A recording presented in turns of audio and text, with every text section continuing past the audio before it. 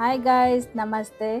ನನ್ನ ಒಂದು weight loss ಜರ್ನಿಯಲ್ಲಿ ನಾನು ಒಂದು 2-3 ಜನ ನ್ಯೂಟ್ರಿಷನ್ಸ್ನ ತುಂಬ ಫಾಲೋ ಮಾಡ್ತೀನಿ, ಟ್ರಸ್ಟ್ ಮಾಡ್ತೀನಿ. ಬಿಕಾಸ್ ನನ್ನ ಒಂದು ಜನರಲ್ ಅನಾಲಿಸಿಸಲ್ಲಿ ಅವರ ಡಯಟ್ ಸೂಪರ್ ಆಗಿರುತ್ತೆ.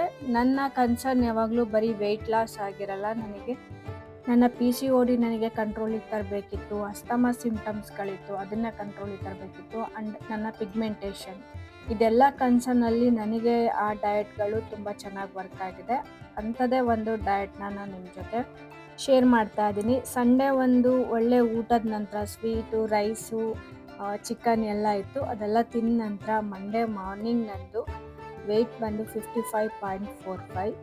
ಇವತ್ತು ಮಾರ್ನಿಂಗ್ ನನ್ನ ವೆಯ್ಟ್ ಬಂದು 54.6.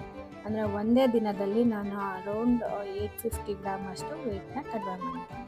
ಸೊ ನನ್ನ ಮೀಲ್ ಪ್ಲಾನ್ ಏನಿತ್ತು ಅಂದರೆ ಮಾರ್ನಿಂಗ್ ನಾರ್ಮಲ್ ಬ್ರೇಕ್ಫಾಸ್ಟ್, ಒಂದು ABC, 11 ಗಂಟೆ ಸುಮಾರಿಗೆ ಶತಾವರಿಯ ಬಿಸಿನೀರನ್ನು ಕುಡಿದಿದ್ದೀನಿ. ಮಧ್ಯದಲ್ಲಿ ನೀರು ಒಂದು 2ರಿಂದ 2.5 ಲೀಟರ್ ಅಷ್ಟು ನೀರು ಕೂಡ ನಾನು ಕುಡಿತಾ ಇದ್ದೆ.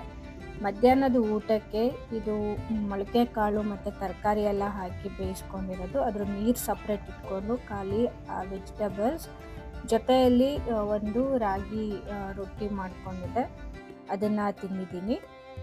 ಇನ್ನು ಸಂಜೆ ಸ್ನ್ಯಾಕ್ಸಿಗೆ ಒಂದು 5 ನೆನೆಸಿದ ಬಾದಾಮು, ಸ್ವಲ್ಪ ಮಖಾನ, ಜೊತೆಯಲ್ಲಿ ಸ್ವಲ್ಪ ಕಾಫಿ ತಗೊಂಡಿದ್ದೀನಿ.